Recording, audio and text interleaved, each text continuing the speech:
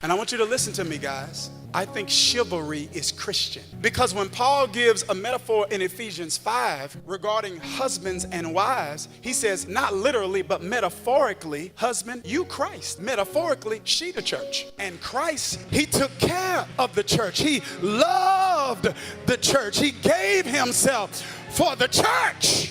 It means you understand that's God's daughter, and she needs to be treated as such. So how do we treat them? Number one, service. If we serve one another in a relationship, everybody's needs get met. Submission is the second. In every institution, somebody's got to land a plane. Even in an airplane, two pilots in the cockpit, but somebody got to land it. And so I believe God's given that responsibility. And that's what it is. It's a responsibility. It's a burden. He's given that to you, brother, to say, hey, I want to make sure that this family is going in the direction that I called it to go, because it can't go there without leadership. If a person's leading well, there's also what's called mutual submission, because a leader recognizes who's gifted where and then submits themselves to a person in the area of their gifting, because God's giving you that gifting for us. So when it comes to these matters, I'm gonna lean on you because that's what God's gifted you. So if you good with money and I can't add, I'm gonna submit the budget to you. My wife pay our bills. Now I know how to make it. That's about it. There's no wife shall cooketh scripture. Who the better cook? Who can cook?